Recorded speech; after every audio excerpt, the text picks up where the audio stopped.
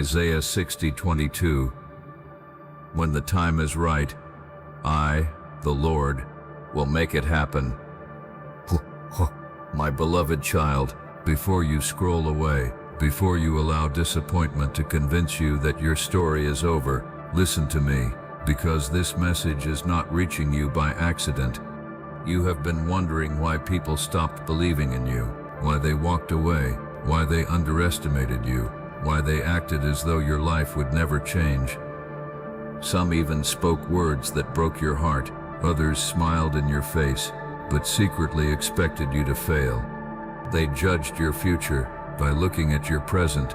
They saw your struggle, but they couldn't see my plan. They saw your delay, but they couldn't see my preparation. They saw your tears, but they couldn't hear the conversations taking place in heaven. My child, people can only see what is happening around you. Only I can see what is about to happen for you. There are things I have been preparing that no human eye has seen. Blessings that no one can stop. Doors that no one can close. Favor that no one can steal. The people around you believe they already know your story, but they have only read one chapter. I am still writing the rest. Never allow someone's opinion to become louder than my promise, because my promise has more power than every doubt ever spoken against you. Isaiah 55:8-9. For my thoughts are not your thoughts, neither are your ways my ways, declares the Lord. You keep asking, Lord, why haven't you answered yet? Because you only see today. I already see next year. You only see the closed door. I already see the open one waiting ahead. You see rejection. I see redirection. You see delay. I see divine timing. My child, if I told you today everything I have planned, you would stop worrying immediately. But I am asking you to trust me, even before you see it. That is faith. Joseph's brothers thought they had ended his story. Remember Joseph. His own brothers rejected him. They laughed at his dreams. They threw him into a pit. Then they sold him as a slave. To everyone watching, Joseph looked like a failure. His dream looked impossible. His future looked destroyed. Even when he reached Egypt, things became worse before they became better. He was falsely accused, thrown into prison, forgotten by people he helped. Year after year, nothing seemed to change. Can you imagine how many times Joseph wondered, Lord, why? Maybe you've asked that same question. Why did they betray me? Why did they leave? Why did I lose that opportunity? Why has life become so difficult? My beloved child, Joseph couldn't see what I was doing, but I never stopped working. Every disappointment was moving him one step closer to the palace. The pit wasn't the end. The prison wasn't the end. They were both part of the journey. And perhaps the season you're living today isn't your destination either. Genesis 50:20. You intended to harm me, but God intended it for good. Read that again. What others meant for evil, I turned into good. That is what I still do today. The betrayal didn't stop my plan. The rejection didn't stop my purpose. The delay didn't stop my promise. Nothing people do can cancel what I have already spoken over your life. Because when I decide to bless someone, no person can prevent it. No enemy can destroy it. No obstacle can delay it beyond my perfect timing. My child, stop trying to prove yourself to people who have already decided to misunderstand you. You don't need everyone's approval. You only need my direction. People may overlook you. I never do. People may forget your name. I never will. People may close doors. I can open doors no one else can shut. Revelation 3:8. See, I have placed before you an open door that no one can shut. There is an open door with your name on it, not because you earned it, but because I prepared it. When that door opens, people will call it luck. you'll know it was my hand.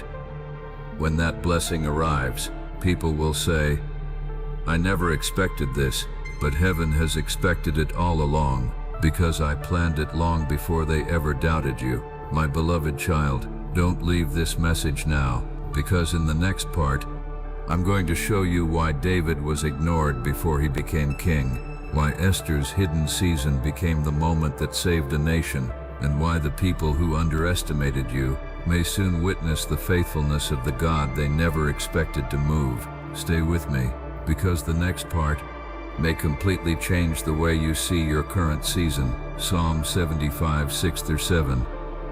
For promotion comes neither from the east, nor from the west, nor from the south, but God is the judge. He puts down one and exalts another. My beloved child, there have been moments when you wondered if people were right about you. You questioned your abilities. You questioned your purpose. You even questioned whether I still had a plan for your life, because every rejection, every disappointment, every closed door made you wonder if you had somehow been forgotten. But listen carefully. People do not decide your destiny. I do. No human being has the authority to cancel what I have already planned for you. They may reject you, but they cannot reject my calling. They may ignore your gifts, but they cannot stop my purpose. They may underestimate your future, but they cannot rewrite the story I have already written. That authority belongs to me alone. Think about David. When Samuel came looking for Israel's next king, David wasn't even invited. His own family believed he wasn't important enough.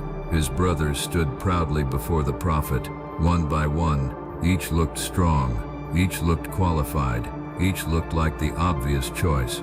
But I rejected every one of them. Why? Because I wasn't looking at appearances, I was looking at the heart. David was still taking care of sheep, far away from the celebration. He had no idea his life was about to change forever. Then Samuel asked, "Is there anyone else?" Only then did David's father remember him. My child, some people have forgotten about you. Others have overlooked you. Some never believed in your potential. But I have never forgotten your name. I knew exactly where David was, and I know exactly where you are today. 1 Samuel 16:7. People look at the outward appearance, but the Lord looks at the heart. Stop worrying about who notices you. I'm the one who matters most. When I decide it's your time, no one can keep you hidden. No one can block your blessing. No one can stop your purpose, because promotion doesn't come from people. It comes from me. That is why you must stop chasing acceptance. Instead, keep chasing my presence. Now think about Esther. Before she became queen, she lived a hidden life. No crowds, no recognition, no influence. No one imagined that she would one day save an entire nation. Everything seemed ordinary. Everything seemed quiet. But while Esther thought she was simply living another day, I was positioning her for a purpose greater than she could imagine. My child, maybe you feel hidden today. Maybe it seems like everyone else is moving ahead while your life feels quiet. Don't mistake hiddenness for abandonment. Sometimes I hide my greatest servants until the exact moment they're needed, because when the time is right, no one will be able to stop what I have prepared. Esther 4:14.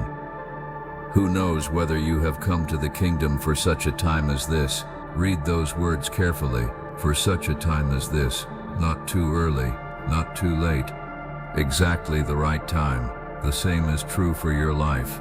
You are not behind schedule. You are not forgotten. You are not running out of time. You are walking according to my timing, even when you don't understand it. My beloved child, some people only believe in what they can see. They couldn't see Joseph becoming ruler. They couldn't see David becoming king.